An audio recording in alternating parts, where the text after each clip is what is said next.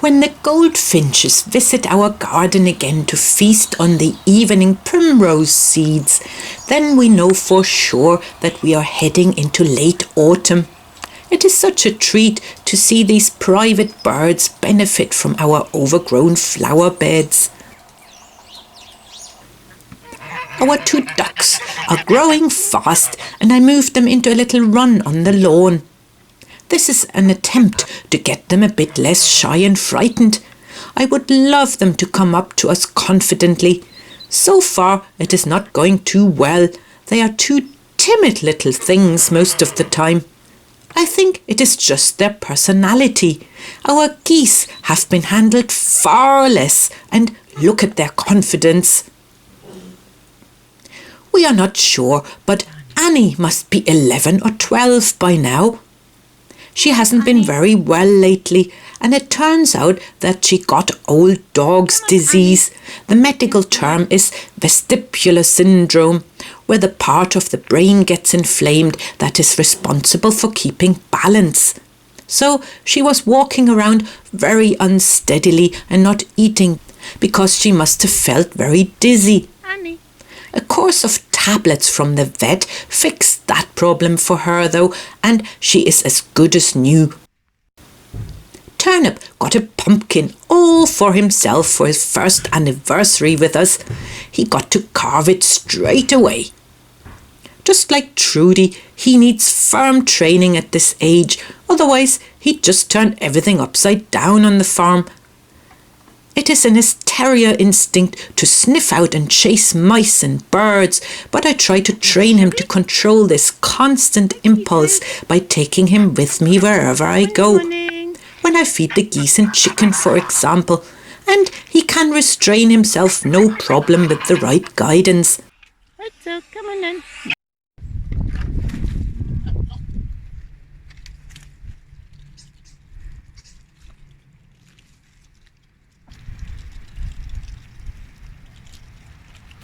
Would I trust him without me there? Maybe not just yet. Don't eat the chicken food.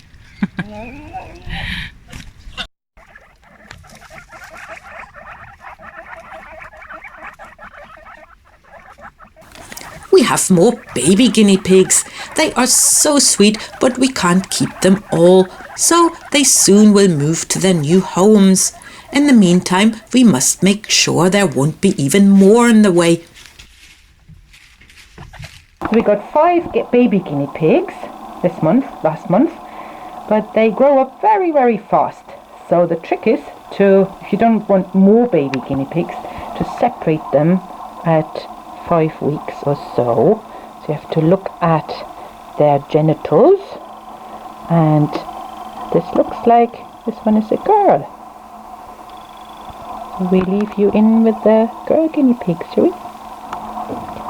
There we go. Now and then, just hang on still for a minute. You see it's slightly different here. This is a boy, and he has that's his penis here. So we put him in with the other boy guinea pigs. Touch your tummy a little bit. You're a lovely hairy guinea pig, aren't you? Will I do? Yeah, that's fine. Cloudy the doe had more babies too. They don't have to try very hard to look cute. They are just the sweetest little creatures.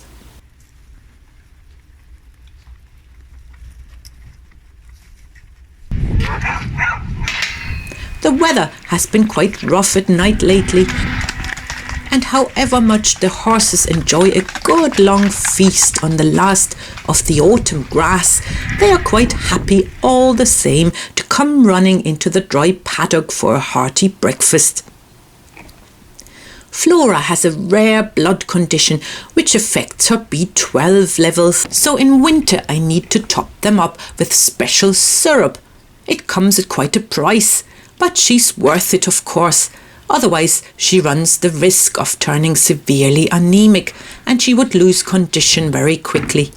She gets fed separately from the other horses because of this, but with this bit of extra pampering, she can live her life energetically and healthily despite her condition.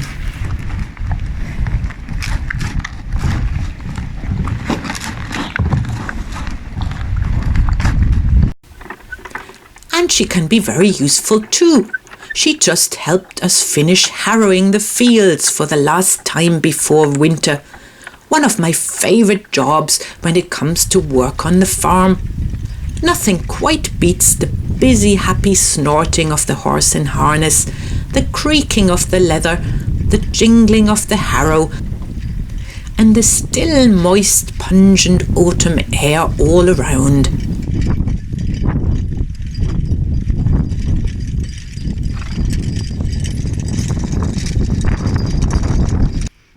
Are you waiting, Flora? And you too, Winnie. Sorry, it's winter time now. I know, it's all an hour later because somebody decides so. Not just we get affected by the change from summer to winter time, it is even more odd for the horses who are used to their regular feed times and don't understand why they suddenly have to wait an extra hour for everything.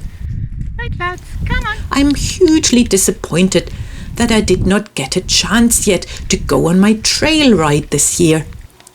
Between my fundraiser campaign, going to Germany to see my mum, having to keep my 2 weeks quarantine after my return, and now the new lockdown rules here because of COVID, I just can't seem to get away with the horses. We try to keep fit by exercising in the arena and make the odd trip to our local beach. Although the weather broke too now and it has been rather wild here lately.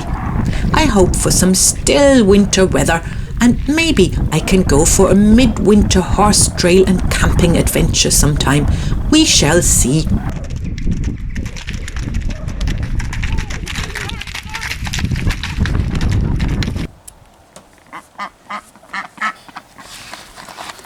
You already know about Tim's great new hen houses, but he now made a version without the cage which sits on stilts. Very cool. See, if you were a hen, you'd like it in there, wouldn't you? Look what's in there already. There's a frog. It's a frog. Oh. How did the frog get in here? Turnip. There you go. It's being used already as we speak.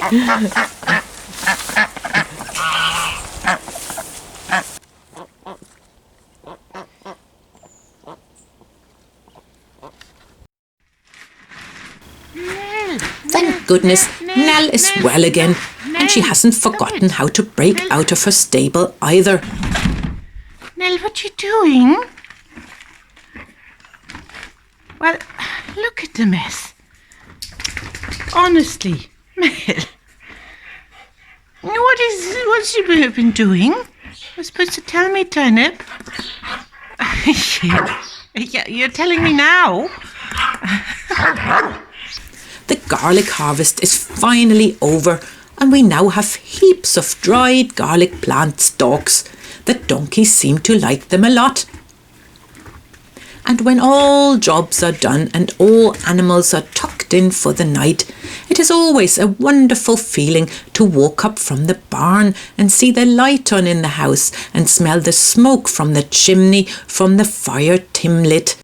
Aren't we so very lucky to have a home to go to at the end of the day for rest and coziness?